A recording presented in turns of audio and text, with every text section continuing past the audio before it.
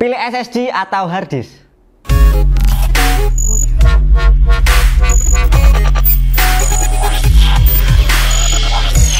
Bicara soal storage tidak luput dengan kedua nama ini, yaitu SSD dan juga hard disk. Karena banyak sekali vendor-vendor laptop ataupun pabrikan laptop atau PC itu membuilt-inkan kedua barang ini di dalam laptop ataupun di dalam PC-nya. Kalau kita mau upgrade, lebih baik mana antara SSD ataupun hard disk? Karena apa? Karena untuk saat ini SSD itu harganya jauh lebih murah dibandingkan dengan dulu. Dulu sekisaran tahun 2010 ataupun tahun 2009 SSD dengan kapasitas 120 GB ataupun 128 GB harganya cukup mahal, yaitu di kisaran 500 ribuan. Tapi dengan kapasitas seperti yang contohnya ada di depan saya ini yang kapasitasnya 256 GB, ini dulu harganya bisa sampai 1 jutaan lebih. Untuk seperti SSD yang tipenya SATA 3 dengan interface SATA 3 ini kecepatan read and write-nya bisa sampai 500 MB per second. Di dalam sebuah storage ini terdapat banyak sekali file-file yang penting, contohnya adalah video ataupun foto ataupun file-file penting lainnya. Jika storage salah satu ini rusak, misalkan SSD ataupun hard disk ini rusak, maka file yang ada di dalamnya ini akan hilang. Berbeda dengan komponen PC, misalkan motherboard ataupun RAM, prosesor ataupun power supply, jika komponen tersebut rusak, yang penting dalam masa garansi ini kalian tetap aman, karena kalian tinggal klaim garansi ke vendor ataupun klaim garansi ke toko yang kalian beli, paling nunggu sekitar 1-2 minggu masih aman. Tapi berbeda dengan SSD ataupun hard disk, kalau keduanya ini rusak atau salah satunya rusak, maka data yang ada di dalamnya ini akan hilang. Karena kebanyakan kalau yang rusaknya SSD ataupun yang rusaknya hard disk, biasanya kalau kita klaim garansi itu diganti dengan unit yang baru. Kalau diganti dengan unit yang baru, data yang ada di dalamnya ini akan otomatis hilang selamanya. Secara singkat, untuk cara kerja dari sebuah hard disk ini adalah perangkat yang bergerak, yang berbentuk piringan, dan piringannya tersebut akan berputar terus ketika kita menjalankan sebuah PC ataupun sebuah laptop yang menggunakan hard disk. Dan untuk putarannya sendiri ini bervariatif, ada yang 7200 rpm dan ada juga yang 5400 rpm, tergantung dari tipe hard disknya. Dan untuk komponen utama pada sebuah hard disk ini terdiri dari 4 buah komponen utama. Yang pertama ada platter, ada spindle, dan juga ada read and write head, dan juga ada akuator. Untuk platter sendiri ini terbuat dari bahan keras seperti aluminium, kaca atau keramik yang kemudian diselimuti dengan bahan magnetis yang berfungsi untuk menyimpan data di komputer Anda. Sebuah disk berkapasitas besar biasanya dilengkapi lebih dari 1 buah piringan platter. Lalu ada spindle yang berfungsi untuk menahan platter agar tetap berada di posisinya pada saat platter diputar. Selain itu, untuk spindle juga terdapat motor yang berfungsi untuk memutar platter dengan kecepatan yang cukup tinggi. Read and write atau head yang berfungsi untuk membaca, menulis ataupun menghapus data pada platter. Terdapat satu head yang di setiap sisi platter, satu sisi di atas berfungsi untuk membaca dan satu sisi di bawah berfungsi untuk menulis. Dalam hal ini menjalankan fungsi read and write head ini dibantu dengan akuator.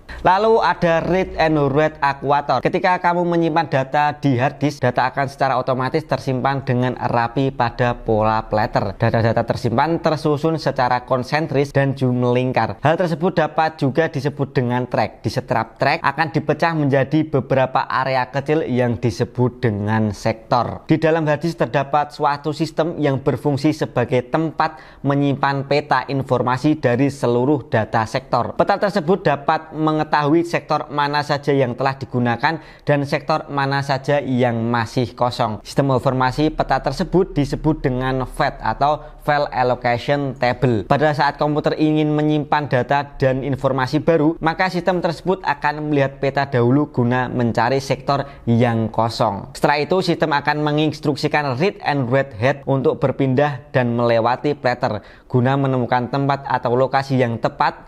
Kemudian data akan tersimpan di lokasi tersebut. Untuk membaca atau menulis informasi, proses ini dilakukan sama dengan proses penyimpanan.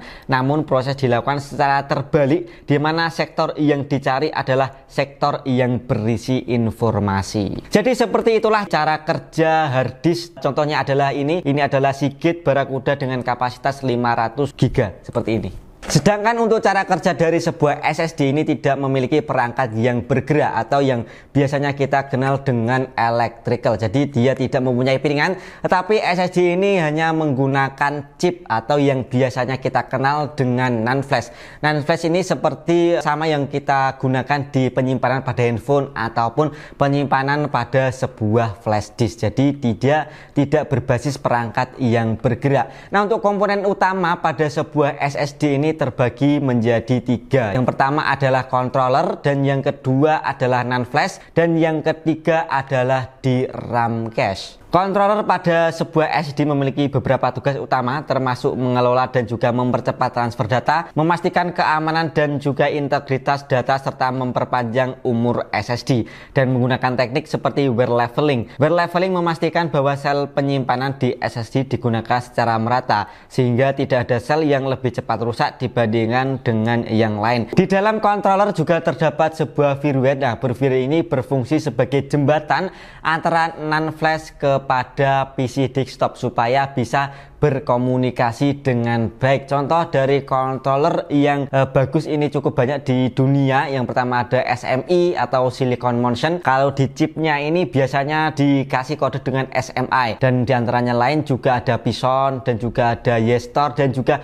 masih banyak lagi untuk controller yang dipakai dalam sebuah SSD. Selanjutnya adalah NAND flash. NAND flash ini tempat di mana data-data kita yang kita simpan ataupun operating system ini disimpan itu berada di NAND flash. Juga mempengaruhi usia dari sebuah SSD ataupun mempengaruhi dari umur dari SSD yang biasanya kita sebut dengan TBW atau PTB. Dan untuk sel dari sebuah SSD ini juga mempengaruhi umur, karena dalam sebuah NAND flash ini terbagi menjadi 4 jenis sel yang banyak digunakan vendor-vendor dalam memproduksi sebuah SSD. Yang pertama adalah SLC, dan yang kedua MLC, yang ketiga TLC, dan yang keempat ini adalah QLC. Untuk SLC atau yang biasanya disingkat dengan single level cell hanya menyimpan 1 bit informasi per sel. Sel tersebut menyimpan antara 0 atau 1, dan sebagai hasilnya data dapat ditulis dan diambil lebih cepat. SLC memberikan performa yang terbaik dan ketahanan tinggi, akan tapi memiliki harga yang cukup mahal. Begitu pula untuk MLC atau multi level cell, di mana dalam satu buah sel ini terisi dari 2 buah bit data. Dari segi performanya antara MLC dan juga SLC ini dapat dipastikan bahwasanya LSC memiliki performa yang cukup bagus. Yang ketiga adalah TLC atau triple level cell. Dalam satu buah sel ini terisi 3 buah bit data yang membuat kepadatan data jauh lebih tinggi dibandingkan dengan MLC.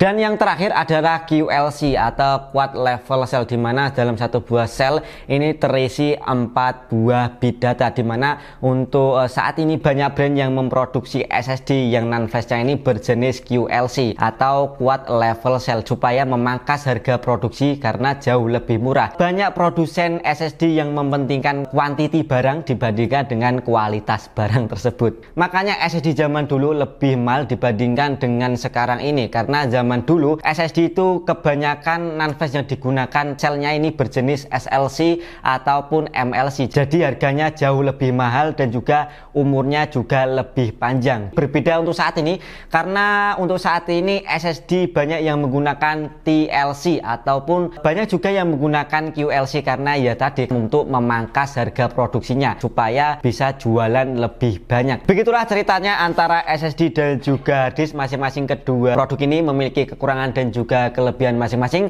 Jadi untuk kalian yang ingin storage dengan performa kenceng, ya pilihannya utama adalah SSD, karena untuk read and write-nya sendiri SSD lebih cepat 5 kali lipat dibandingkan dengan hard disk. Apalagi untuk kalian sebagai konten kreator ataupun gamer, tentu menjalankan game lebih cepat dibandingkan dengan kita menjalankan game pada hard disk. Jadi kalian pilih mana antara SSD dan juga hard disk. Cukup sekian video kali ini. Jika video kali ini bermanfaat, kalian bisa share ke teman-teman kalian, dan jangan lupa like and subscribe. Dan yang terakhir, ini adalah SSD dan ini adalah hard disk.